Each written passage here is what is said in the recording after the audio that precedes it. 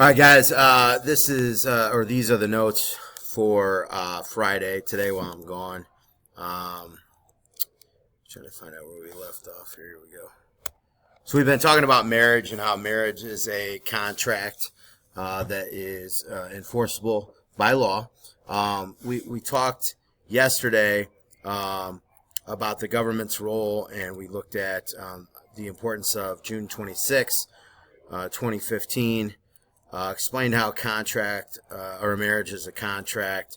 We looked at the rights and duties that are afforded to married individuals. We looked at 5 specifically, and then also talked about how Indiana is not a alimony state. Today we're going to talk about the rights that married individuals have from their employer, from an employer standpoint. Two of the most common, or the two most common, are health insurance coverage and retirement benefits. So if you are not married to someone legally, you cannot be under their health insurance, their employer health insurance. You have to have your own plan. So when you are, in the eyes of the law, recognized legally as married, then you can get on your spouse's insurance, and it's a lot cheaper than getting another individual plan. The same is true with retirement benefits. We looked, or you might know about 401ks, retirement plans, things like that. The beneficiary of those retirement plans, meaning if something were to happen to you and all that money that you have in your retirement account, it would go to your spouse if you are legally married. You can't have a beneficiary that is not your spouse unless you make that, you fill out the paperwork and you make that known ahead of time. But from an employer standpoint, the spouse gets the retirement benefits if something were to happen to you.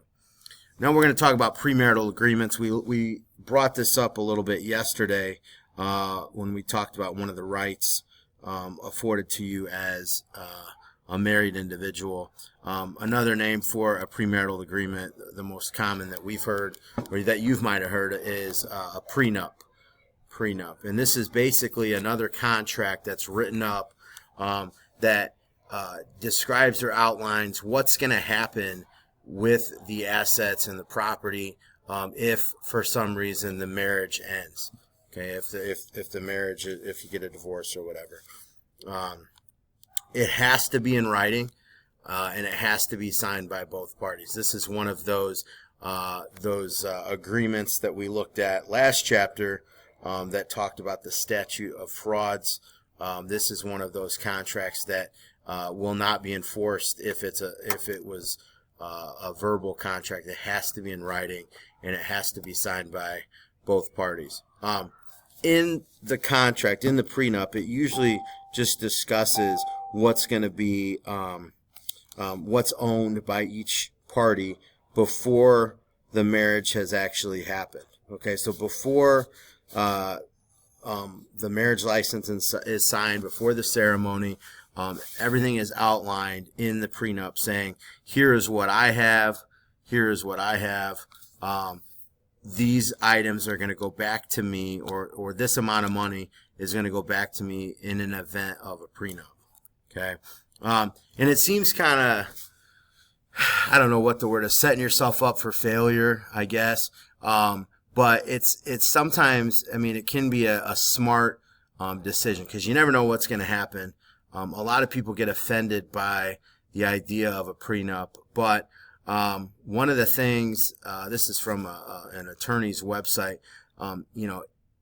if you have a ton of money, it might be a good idea to do a prenup, especially if you have generated that money before you've gotten married to anybody. Now, as you can see, it's not just for the wealthy. If you own a business, if you own a home, before you get married, you might say, well, this was mine before I met my wife or before I met my husband, and if something happens, I want that to remain mine. Because remember, in the eyes of the law, if the marriage dissolves, if there is a divorce, then the assets and the property, no matter when they were acquired, are split. unless you have one of these prenups. So again, it's kind of one of those things where people sometimes can get offended about it, but it is what it is. It's a safe way to and smart way to protect yourself in an event of a divorce. And the sad thing is that over 50%, almost 60% of all marriages end in divorce. I mean, it's not what it used to be, and so prenups are becoming more and more popular. We'll look at prohibited marriages, and then we'll get on to our Canvas assignment.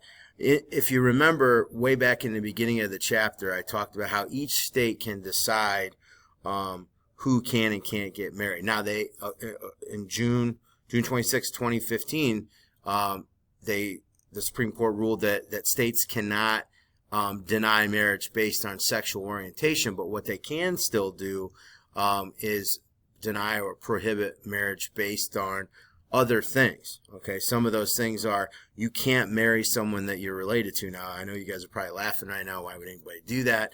But the law, is there because that's happened. All right. So in the state of Indiana, you cannot marry somebody that is a blood relative, which that's called consanguinity. Consanguinity is a blood relative. So that's like your sister or your brother or your cousin brother sister would be what that is. And then affinity is someone that you're related to through marriage. So like if I couldn't marry my brother-in-law's wife, okay, because I'm related to her through marriage.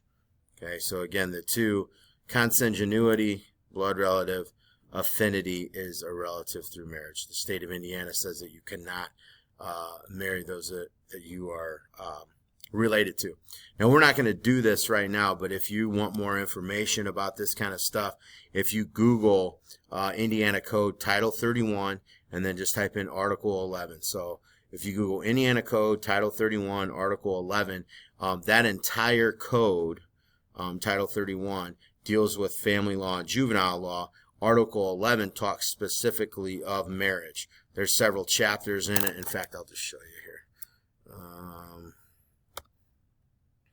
So we'll Google Indiana Code. I already did it. Article 31. If you click on it, this is from what's called Law Server. This isn't the actual Allen County or the state of Indiana website, but this is a website that talks about it. There's 11 chapters within Article 31, Title 31, Article 11, that just talks about who can and can't get married, voidable marriages, void marriages, who has the authority to solemnize, which means that's the ceremony, who can issue the ceremony. It talks about marriage license, all sorts of stuff like that. We're not going to spend a whole lot of time on that. We'll talk about solemnizing and the license and stuff later. But we're not going to get into that now. But if you're interested and want to learn more information, you can find it right there. The other thing that the state of Indiana says, and a lot of states say, that you cannot marry more than one person. Okay, a couple vocab words. Bigamy means having two spouses at the same time. Polygamy is having more than two spouses at once. So those two things in the state of Indiana are not allowed. We're going to stop here. On Monday is when I will pick up the requirements of marriage again in the state of Indiana, what they say in terms of who can and can't get married. If you go to the assignment that is right below this in the module section, it'll take you, your assignment will be to look at how to obtain a marriage license in Allen County specifically. Okay, it'll take you to the Allen County website, and you'll look at just the different criteria and answer those questions. I hope you guys have a great weekend. As usual, don't get arrested, and I will see you on Monday.